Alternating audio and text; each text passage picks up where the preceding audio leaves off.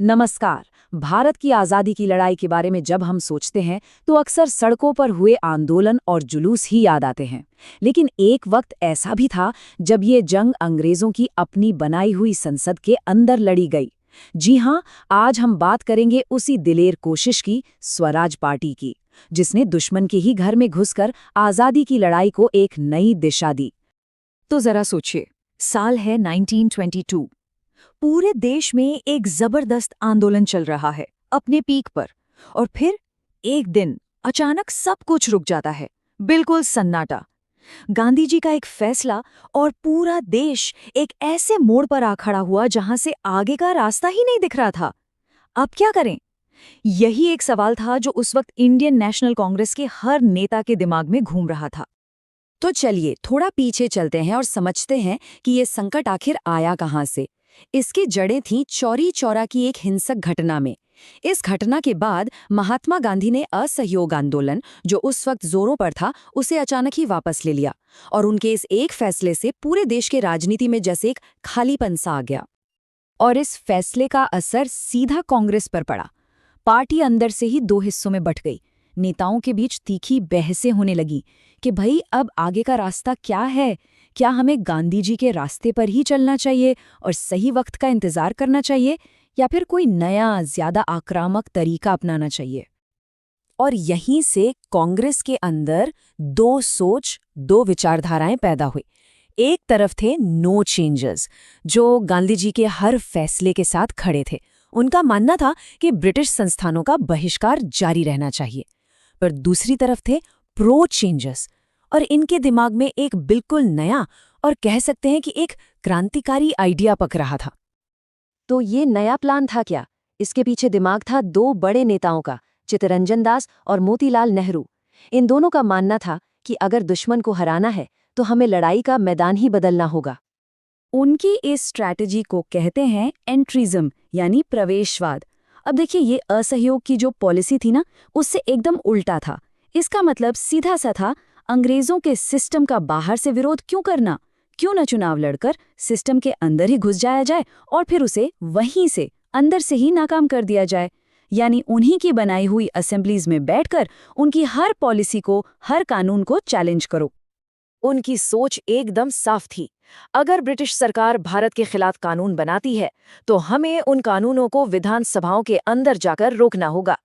ये बहिष्कार नहीं था, ये थी सीधी टक्कर, एक बहुत ही दाढ़ चुनौती।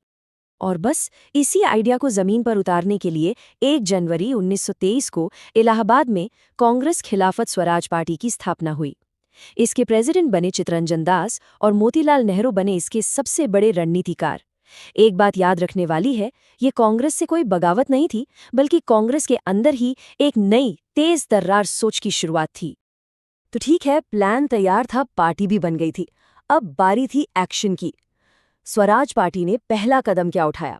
उन्होंने उन्हीं चुनावों में हिस्सा लिया जिनका कांग्रेस इतने सालों से बहिष्कार करती आ रही थी। मकसद एक ही था, जीतकर सिस्टम के अंदर जाना और उसे रोकना। और नतीजा चौंकाने वाला था। पार्टी ने चुनावों में जबरदस्त जीत हासिल की, खासकर बंगाल, बॉम्बे और यूपी में। इस जीत ने उन्हें सीधा अंग्रेजी हुकूमत के सामने उनकी ही लेजिस्लेटिव काउंसिल्स में लाकर खड़ा कर दिया। अब वो मंच तैयार था जहां से असली लड़ाई शुरू होनी थी। तो सवाल ये है कि उन्होंने अंदर जाकर किया क्या? उन्होंने एक पॉलिसी अपनाई जिसे कहते हैं अवरोध की नीति। इसका मतलब था, सरकार का हर बजट रिजेक्ट कर दो, हर गलत कानून का जमकर विरोध करो, सरकार के फालतू खर्चों पर सवाल उठाओ और हर बड़ी सरकारी नियुक्ति को रोको। मतलब वो सरकार के हर काम के आगे एक दीवार बन के खड़े हो गए। लेकिन देखिए, राजनीति का कोई भी प्रयोग आसान नहीं होता। स्वराज पार्टी का सफर भी कामयाबियों और नाकामियों से भरा था। आइए देखते हैं कि इस रणनीति से उन्होंने क्या क्या हासिल किया और आखिर क्या वजह थी कि ये पार्टी ज्यादा लंबे समय तक नहीं चल पाई। उनकी उपलब्धियां सच में बड़ी थीं। उन्होंने सेंट्रल लेजिस्लेटिव असेंबली में पहली बार एक मजबूत और संगठित विपक्ष बनाया। यही वो लोग थे जिन्होंने सबसे पहले साइमन कमीशन के पूरे बहिष्कार का नारा बुलंद किया था। और शायद सबसे बड़ी बात, उन्होंने 1928 की नेहरू रिपोर्ट की नींव रखी, जो कि आज़ाद भारत के अपने संविधान बनाने की पहली गंभीर कोशिश थी। लेकिन इस शानदार शुरुआत के बाद पार्टी का पतन भी बहुत जल्दी हुआ। 1925 में चित्तरंजन दास की अचानक मौत से पार्टी ने अपना सबसे बड़ा नेता खो दिया। फिर 1926 के चुनावों में पार्टी पहले जैसा प्रदर्शन नहीं कर पाई और 1930 आते आते जब गांधी जी ने दांडी मार्च के साथ सविनय अवज्ञा आंदोलन शुरू किया तो पूरे देश का ध्यान विधानसभाओं से हटकर वापस सड़कों पर चला गया। स्वराज पार्टी भले ही कुछ ही साल एक्टिव रही हो, लेकिन भारतीय राजनीति पर इसने एक ऐसी छाप छोड़ी जो आज भी मौजूद है। चलिए समझते हैं कि इसकी विरासत, इसकी लेगेसी आज भी इतनी ज़रूरी क्यों मानी जाती है। ये कहना गलत नहीं होगा कि आज़ाद भारत की जो पार्लियामेंट्री डेमोक्रेसी है, उसकी पहली नींव स्वराज पार्टी ने ही रखी थी। उन्होंने ही पहली बार देश को ये दिखाया कि एक लोकतंत्र में एक मजबूत, एक जिम्मेदार विपक्ष की भूमिका आखिर होती क्या है। तो उनका योगदान क्या था? पहला, उन्होंने एक संगठित संसदीय विपक्ष की शुरुआत की। दूसरा, उन्होंने सिर्फ नारेबाजी नहीं की, बल्कि बजट और नीतियों पर रिसर्च करके तथ्यों के आधार पर सरकार को घेरा। और तीसरा, उन्होंने ये साबित कर दिया कि आज़ादी की लड़ाई सिर्फ एक मोर्चे पर नहीं, बल्कि कई अलग अलग मोर्चों पर एक साथ लड़ी जा सकती है। और आखिर में स्वराज पार्टी की ये कहानी ये हमें एक बहुत ही बड़े, एक बुनियादी सवाल के सामने लाके खड़ा कर देती है। सवाल ये है कि क्या किसी करप्ट या दमनकारी सिस्टम को सच में उसके अंदर रहकर बदला जा सकता है, या फिर असली बदलाव जो जड़ से हो वो हमेशा बाहर से ही आता है, एक क्रांति के जरिए?